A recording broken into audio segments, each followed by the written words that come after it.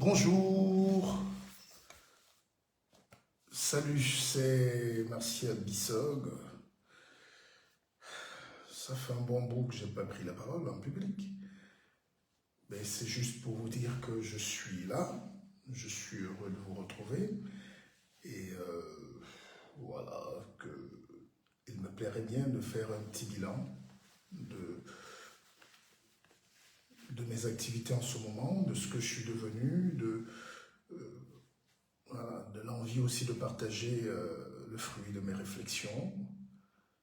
Et nous avons un vaste chemin à parcourir. Je suis ouvert à toutes vos questions. J'apporterai des éclaircissements, des interrogations que vous vous faites auxquelles je suis obligé d'apporter des réponses claires, franches et précises. Donc c'est un live intelligent et je ne sais plus ce que devient la toile aujourd'hui. On voit tout et du n'importe quoi. On essaye de s'adapter. Il faut avoir l'esprit ductile. Donc mon live aujourd'hui va porter aussi sur cet événement. J'attends la communication officielle de la maison d'édition et surtout de mon groupe avec lequel je travaille. Alors, donc j'ai commis un ouvrage qui s'appelle La France et nous. Voilà. C'est tout frais, c'est tout neuf. Une centaine de pages. Et c'est une réflexion profonde sur le sujet qui est capital pour notre compréhension de la relation entre la France et la France, entre la France et l'Afrique, entre l'Afrique et l'Afrique, entre la France et la France. Et moi, je vais vous préciser déjà que dans ma vision, c'est faire des jonctions, des ponts. Et je suis parti sur une imagination pour qu'on se dise, mais pourquoi les Africains souffrent tant alors qu'ils sont aux portes de la technologie, de la science? Ils ont été colonisés par des grandes puissances. Aujourd'hui, ces nations africaines se réclament indépendantes, peut-être sur le papier, mais dans les faits, économiquement, scientifiquement, intellectuellement, il y a des blocages. Est-ce que la solution, ce n'est pas d'une part de renégocier une nouvelle relation avec le colon d'hier et d'autre part, maintenant, est-ce qu'il n'est pas nécessaire maintenant pour nous qui sommes là, vous qui êtes en Europe, en France, vous êtes français, vous vous cachez, mais vous êtes français. Est-ce que le noir français aujourd'hui a besoin d'avoir honte, de fuir ou d'avoir peur, d'assumer sa françaïté? Et maintenant, comment cette relation de français noir est-elle perçue par la France, l'establishment, l'État, et par vous-même en tant qu'Africain, mais français? Est-ce qu'il faut simplement être africain et détester la France? Ou est-ce qu'on ne peut pas trouver pour que nos enfants s'installent bien dans leur pays, dans ce pays qui est le leur ou le vôtre? Est-ce qu'il n'y a pas des pistes de réflexion pour qu'ils se sentent citoyens? Est-ce qu'il n'y a pas des pistes de réflexion pour qu'ils n'aient plus honte d'avoir un travail noble, de faire de bonnes études, d'avoir de l'argent, d'avoir du capital?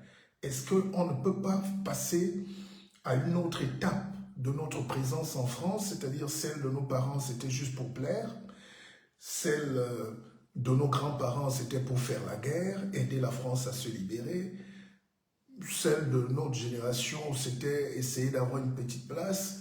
On nous donne une petite place et ça nous va, des petites formations. Est-ce qu'on peut payer le loyer? Est-ce qu'on peut économiser pour envoyer au pays? Et puis, il y a cette génération-là qui est complètement décomplexée. Les enfants qui naissent là depuis 2, 3 générations, est-ce qu'ils ont besoin d'avoir peur ou honte d'être français? Quelles sont les armes que nous préparons? Malheureusement, nous sommes dans des cultures où chez nous, ça bavard beaucoup. Chez nous, ça joue toujours au grand ramdam de bruit, alors que l'intellectualité, c'est laisser les traces. la réflexion. Donc voici un essai, c'est mon tout dernier essai. Je vous le recommande.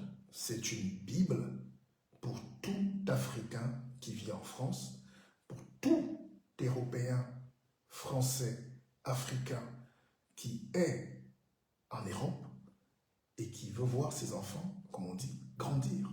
Donc c'est un cadre de réflexion, c'est un essai, c'est pas très volumineux mais très dense. Chaque page est une profonde analyse et voilà. Donc, et j'ai la chance d'avoir été édité dans l'une des plus grandes maisons d'édition en Europe, en France, les éditions Baudelaire.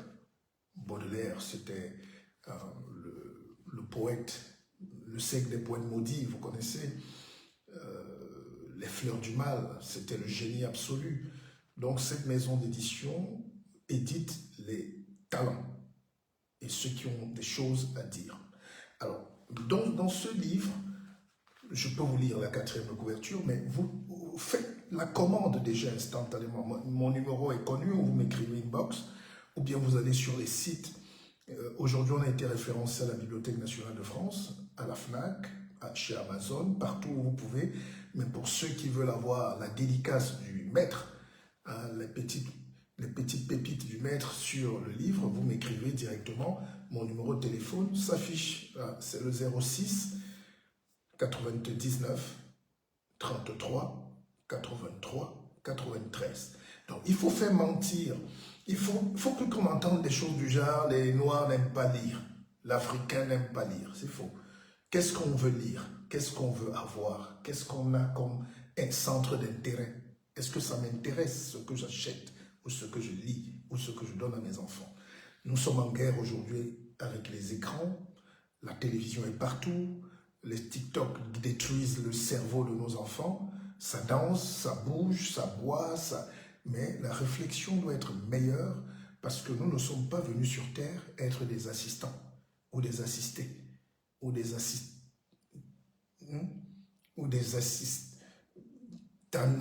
même, c'est-à-dire qu'on vous assiste, on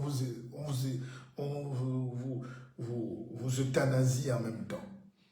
C'est un néologisme. Donc, dans ce livre, donc, vous le voyez, c'est la 4e de couverture. Je peux vous faire un petit brushing, mais normalement, voilà, vous devez déjà sentir que c'est le truc qui monte. C'est un best-seller. Quand on sent que le truc va monter, on le sent. Moi, je suis un écrivain. Je suis journaliste de formation, enseignant. Parce que quand je finissais mon 3e cycle, j'aurais pu enseigner. Voilà. Donc, mais j'ai commencé très tôt dans la communication, le journalisme, c'est mon métier, dont j'ai le sens aigu de l'observation, la curiosité scientifique. Je suis d'un curieux très très poussé. On peut me contester tout sauf ça. Et puis je fais aussi partie de ces Africains décomplexés qui prennent la parole parce qu'ils maîtrisent la parole. Je suis un maître de la parole. Je suis un maître de l'écrit. Il faut qu'on partage nos expériences, qu'on encourage cette jeunesse, qu'on encourage les Africains qui sont en France, qui se cachent, qui finissent souvent dans des petits boulots, alors qu'ils ont de la compétence, alors qu'ils ont de l'énergie, alors qu'ils ont du talent. Ils sont parfois artistes, mais ils sont aides-soignants pour survivre. À un moment, on peut se dire, je veux qu'on me découvre en tant qu'artiste. Je veux qu'on connaisse le talent que Dieu m'a donné, le don que j'ai. Et tout ça, ça passe par ce qu'on va appeler l'estime de soi. Alors, je vais vous lire cette 4e de couverture en quelques minutes, quelques secondes, et ça va vous donner un peu de la salive dans la bouche. Le livre aujourd'hui est un objet marketing. Et avant de vous le lire, je disais que les Africains doivent comprendre que personne ne va venir vous sauver. Quand un frère sort un livre comme ça, quand il est chinois, si 1 milliard de Chinois décident d'acheter ce livre, ça fait 1 million de ventes. C'est pour ça que l'économie chinoise est numéro 1, ou numéro 1, ou numéro 2, comme vous voulez. Parce que les Chinois n'attendent personne pour valider leur thèse. Le noir, l'Africain, attend toujours qu'un petit blanc signe. Qu'on lui dise, oui, c'est bon, vas-y, il faut qu'on valide, il faut que RFI, TV5, TF1 m'invite pour que les Africains commencent à aller acheter ou commencent à découvrir. Non, prenez vos responsabilités, achetez déjà ce livre, consommez-le, critiquez-le, discutez entre vous, créez des forums, ou des forats, ou des forums, si vous voulez, mais soyez présents.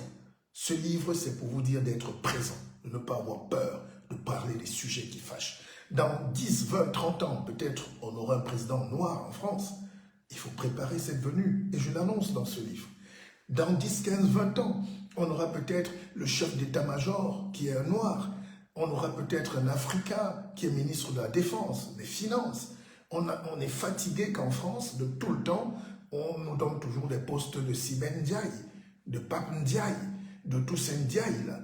Il faut quand même occuper des postes, ce que je veux dire, régaliens. Pas que ce soit mauvais, mais qu'on occupe des postes régaliens, qu'on n'ait pas honte d'exister. Alors, je disais aussi qu'un best-seller, c'est vous qui rendez le livre best-seller. Parce que vous décidez tout de suite, tout le monde commande sa Bible, de la rentrer dans la poche. Nous avons 1 million d'exemplaires, c'est pour tout le monde. Ça ne coûte pas cher, ça ne coûte même pas le prix d'un plat de tofu, de foutu banane. Donc, découvrez une Afrique, découvrez une France aux multiples visages. C'est la 4e de couverture. Une nation façonnée par des liens uniques et profonds avec l'Afrique. D'où sont issus les héritages riches et variés. Mais quelle est la place accordée à ces enfants français d'ascendance africaine au sein de la République? Sont-ils des étrangers dans leur propre pays? C'est la question. Ou des irritants sociaux dont on préférerait se passer? Dans un contexte de bouleversement politique, économique et socio-culturel, où certains voient la France en déclin, il est temps de poser les questions essentielles. Et quelles sont ces questions essentielles? Quelles sont ces questions essentielles? C'est ça qui nous attend dans ce livre. Vous avez toutes ces questions. Alors, qui sont donc les invisibles de la République? Ceux qui subissent sans pouvoir se défendre, c'est toujours les Africains. Vous subissez sans pouvoir vous défendre. Parfois, les Africains ont de très belles carrières en France. Ils sont ingénieurs, médecins, tout ce que vous voulez, avocats. Mais après, ils disparaissent. Ils s'effacent. Ils ont honte. Ou bien quand ils ont peur d'avoir réussi, ils ont encore plus peur d'être reconnus comme Africains, comme Noirs. Parce qu'ils sont antillais, parce qu'ils sont sénégalais, parce qu'ils sont un peu ivoiriens, mais françaisés. Est-ce que le Noir, qui est un intellectuel, est obligé de fuir? D'accord? Mon petit frère Franck Oum, vous m'écrivez directement, parce que là, il vient avec la dédicace, ou bien vous le prenez où vous voulez, à la FNAC, chez Amazon. Mais là, ça sera un livre, juste vide.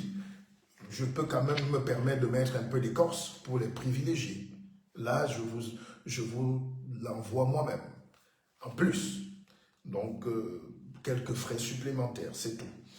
Alors, donc, qui sont donc les invisibles? Ceux qui subissent sans pouvoir se défendre. La France, souvent louée pour sa force et sa beauté,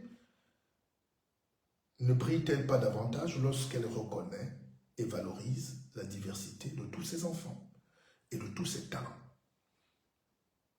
Ce livre est une exploration de l'identité nationale et de la place de chacun dans une société en constante évolution. La France est en train de changer. Prenez votre place, les amis.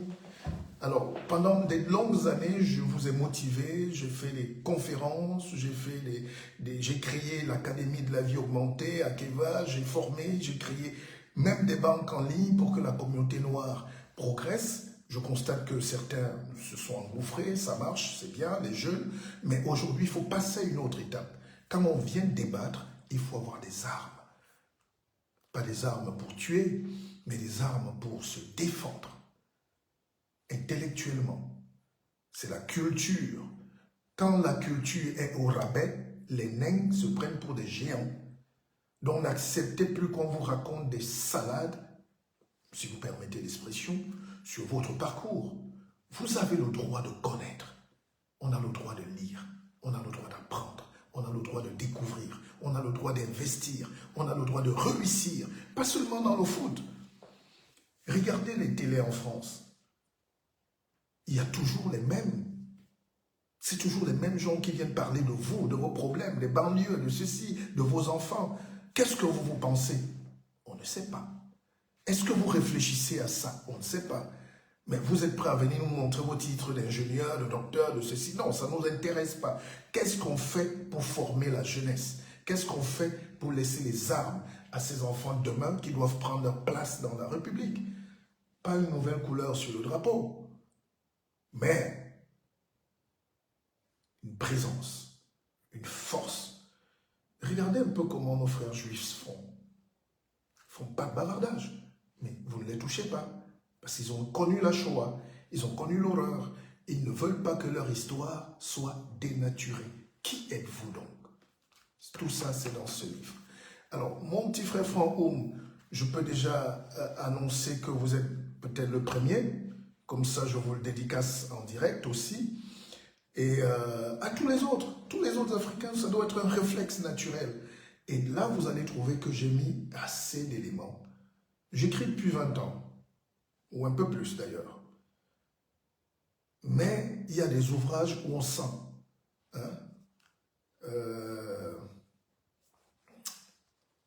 où on sent qu'on a mis de l'énergie positive.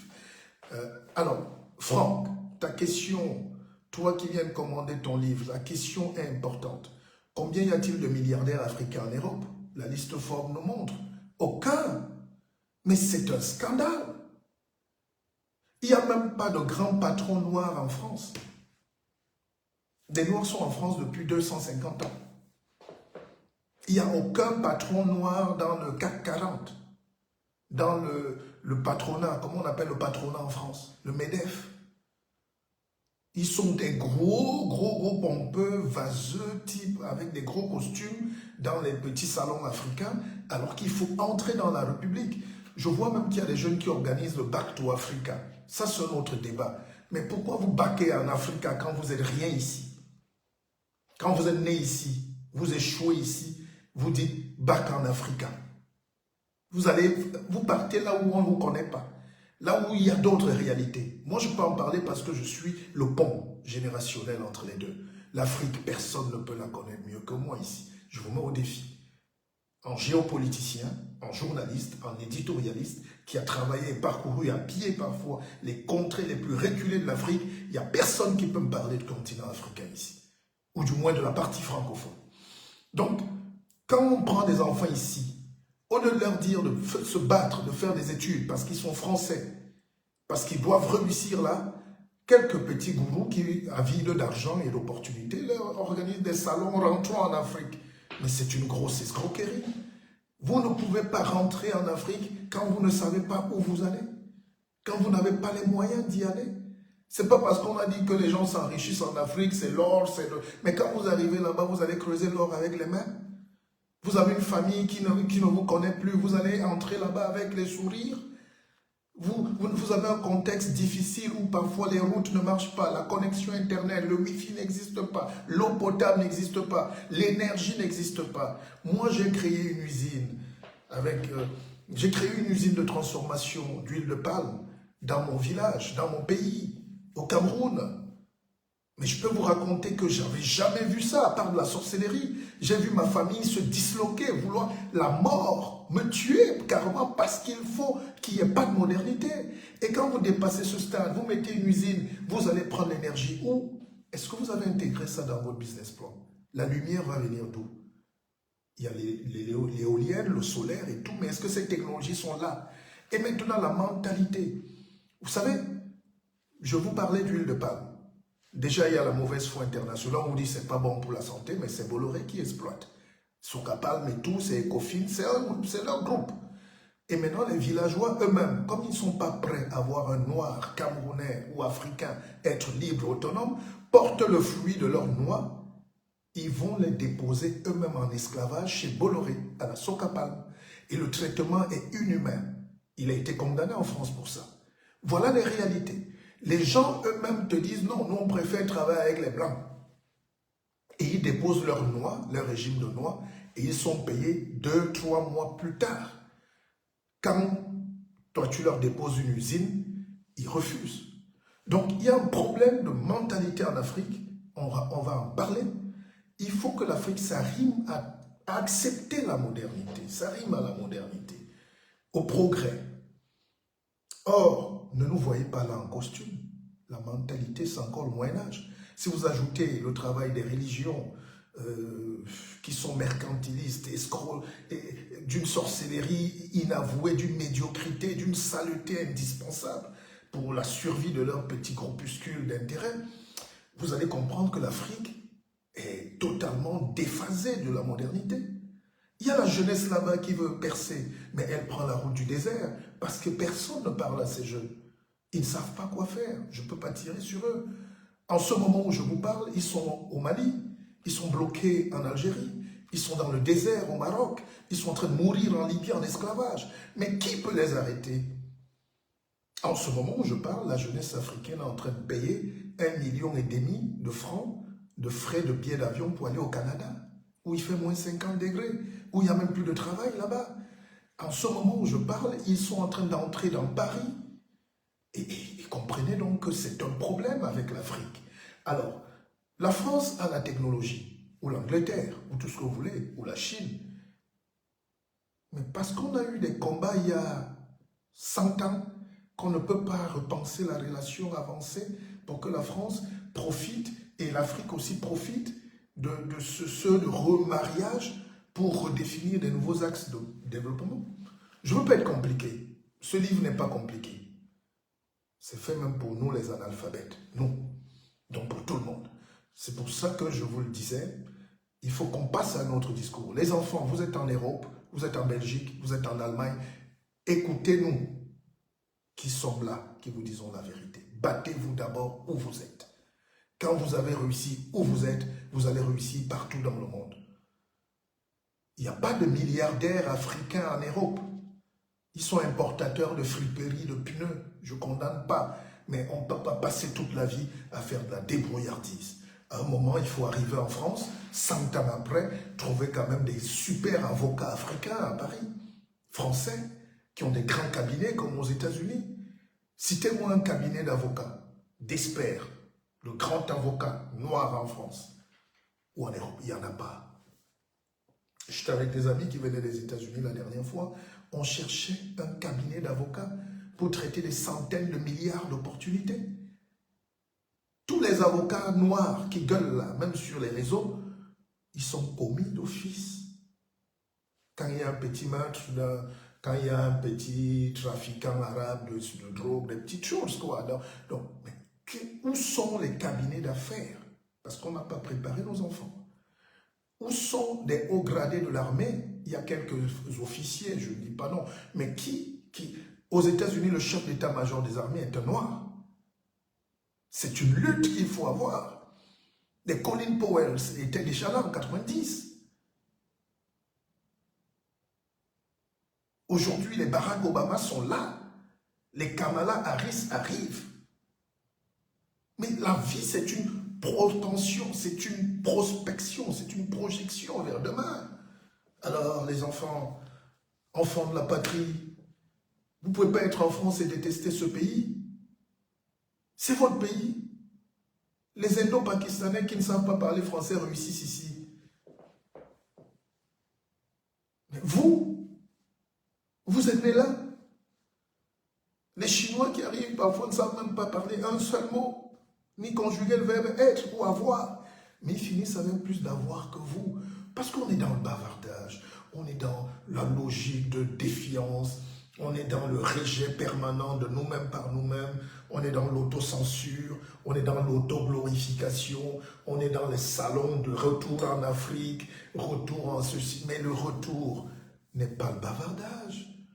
Le retour, c'est une planification, c'est une mystique, c'est un chemin, c'est un projet. Un enfant qui, demain, s'il est président de la République en France, pour moi, c'est le meilleur retour qu'il puisse faire pour l'Afrique. Parce qu'il aura en retour le sang de ses aïeux, le destin de ses parents. Et il va corriger quelques axes de la désintégration du peuple noir en France. Ce n'est pas des combats d'aujourd'hui, mais il faut qu'on réfléchisse à ça.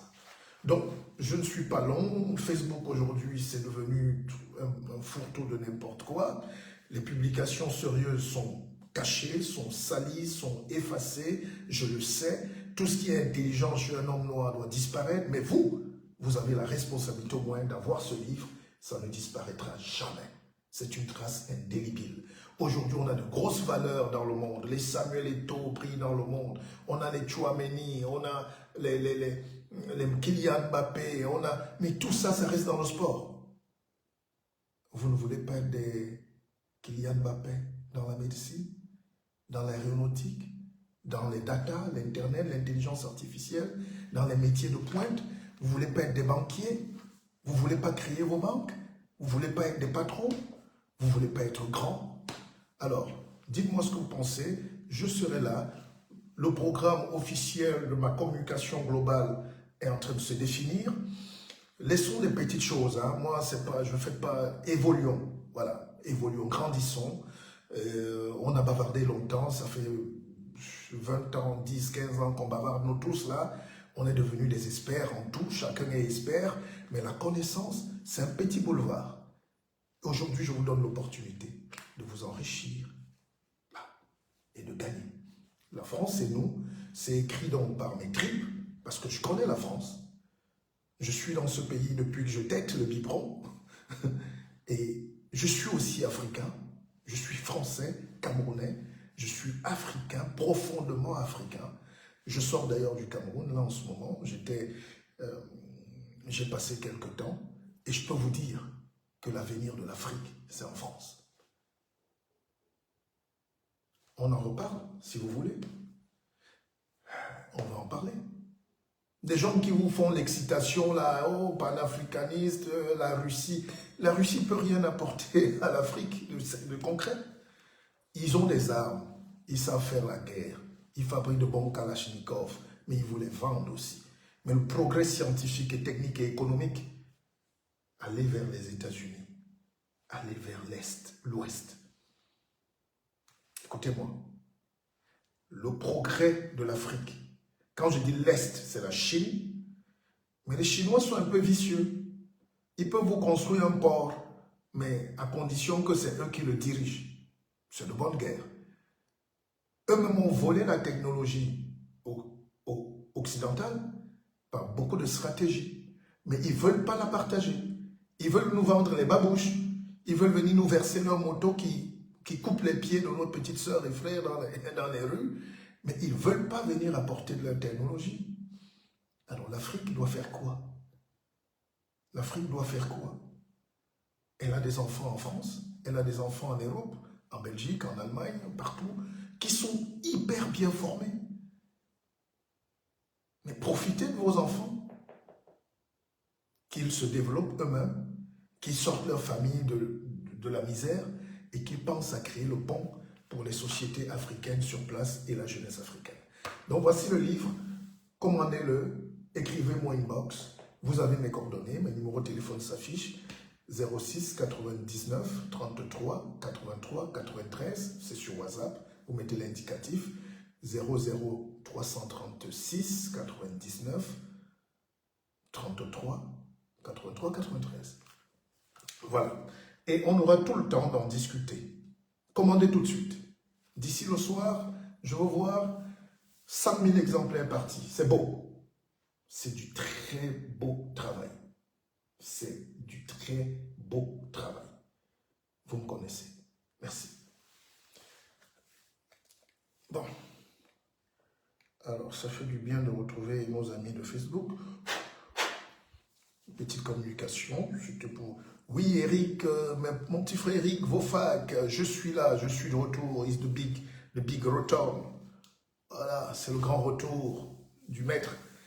Donc, je vous convie donc à aller directement sur tous les sites marchands et écrivez-moi pour qu'on échange. Je dédicacerai dans toute la France, toute l'Europe et toute l'Afrique ce livre qui est en train de faire déjà son grand bonhomme de chemin. Ce n'est que le début.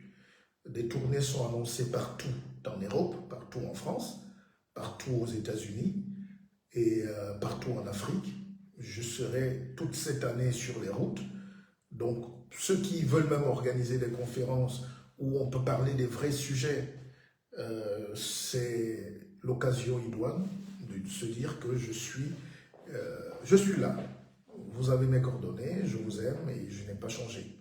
Comme disait Julio Iglesias, je n'ai pas changé. Donc, pour ceux qui viennent d'arriver, qui me prennent à l'instant, n'oubliez pas, le livre, Ma France, c'est nous, c'est à vous, c'est dans les bacs, et c'est du costaud. Costaud.